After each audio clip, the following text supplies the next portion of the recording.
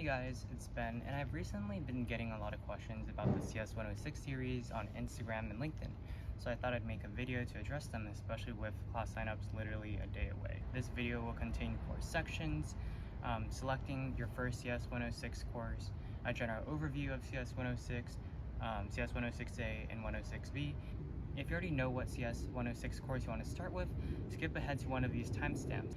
Let's begin with a very common and important question that a lot of people have. Which CS106 course should I start out with? Firstly, there's a lot of litmus tests that people throw out for which CS106 course you should start out with, and I don't think many of them are really good indicator. And I say this for 2 primary reasons: inconsistency and personal preference. Let's start with inconsistency. An APCS course from one school is very different from APCS from another, and even more different from what someone might learn just by teaching themselves, which a lot of people do. Preference also plays a big role. I personally started with CS106A, and I was shocked to see how many CS majors and people with a lot of prior programming experience taking the course with me. And when I asked them about it, there was a little variation in their answers, but it seemed to revolve around either wanting to learn Python because they started out with a different language, wanting to not rush things, or just wanting to have a more stable base, maybe because they taught themselves or because there wasn't a very robust program at their school. But if you still want a litmus test, one that my friends and I have agreed on is your comfort with recursion. If you're very comfortable with recursion in a variety of applications, then yes, you should definitely do CS106B. If you don't know what recursion is, then you should definitely do CS106A. If you're somewhere in between, no worries, I got you. My suggestion for someone who's in between is to just shop both classes during the shopping period.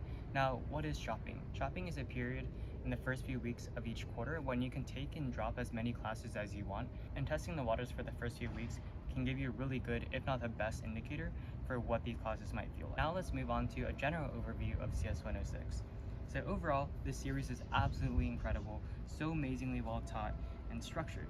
The teaching quality is fantastic, and everyone I know that's taken the series pretty much raves about it the same way that I do, so it's pretty universally liked. But first of all, what's the purpose of the series? In my view, the purpose of the CS106 series is to quickly establish a base for thinking about problems in a programmatic way, understanding the tools that you can use to solve defined problems, and then using those tools to solve more abstract, undefined problems. Hence the course names Programming Methodology and Programming Abstractions for CS106A and 106B respectively.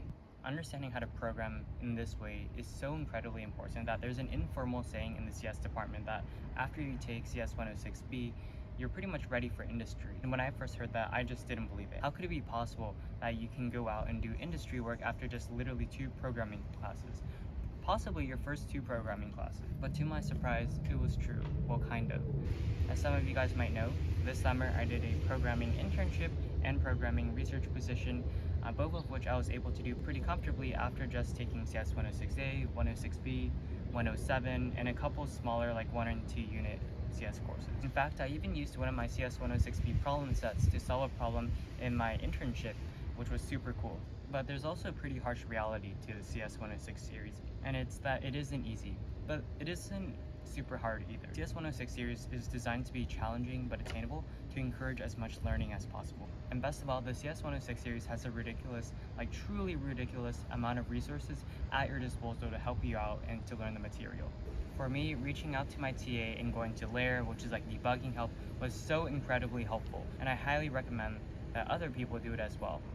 There are also tons of other resources other than Lair and TAs as well.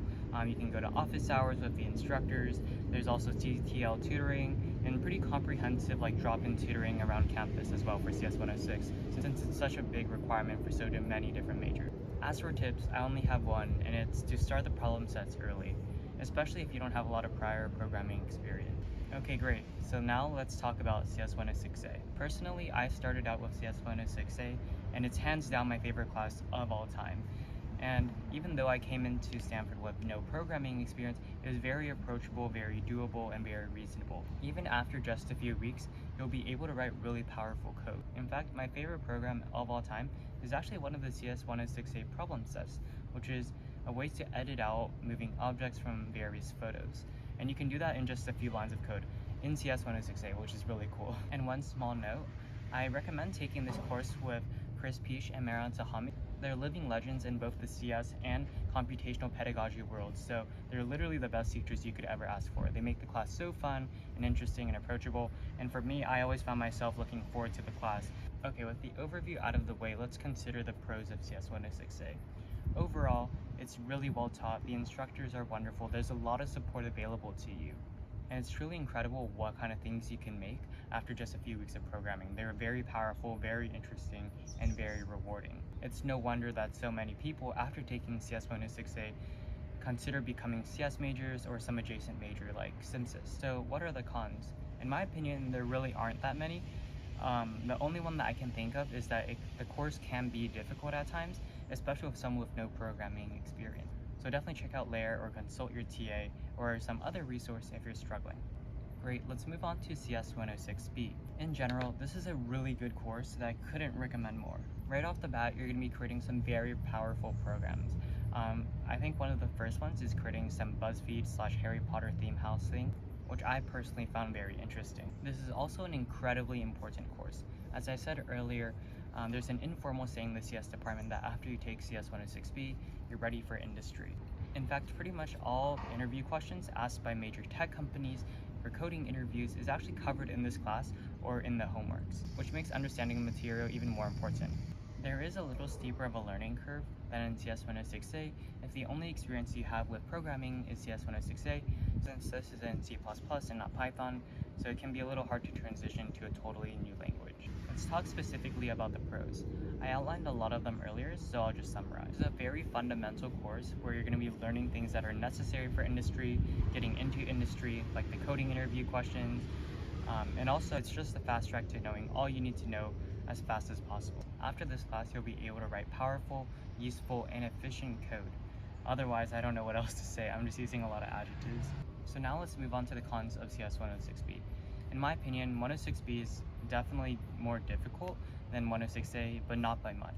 The class moves faster and the homework is a little bit harder, so be sure to check out Lair, office hours, consult your TA, or some other resource if you need help. The tests in particular are also a big step up compared to those in CS106A, so be sure to study well for those. As for tips, I have two of them. The first is that you should consider taking it with Keith Schwartz. When Keith teaches CS106B, it's significantly harder than when it's taught by other professors, but he also teaches it much better than other professors. So for a very fundamental course like CS106B, I think it's a reasonable trade-off. Secondly, start your homeworks early. The problem sets are significantly harder, in my opinion, than the problem sets in 106A, so it's a good idea to start them earlier. Personally, I would always finish the problem sets 2 or 3 days after the release date, and having open office hours pretty much available to just me was very helpful in doing that. Okay, that's about it. The CS106 series is absolutely wonderful. I would highly recommend that anyone interested should take it. If you do have any questions, let me know in the comments and I'll be happy to answer them. Thank you.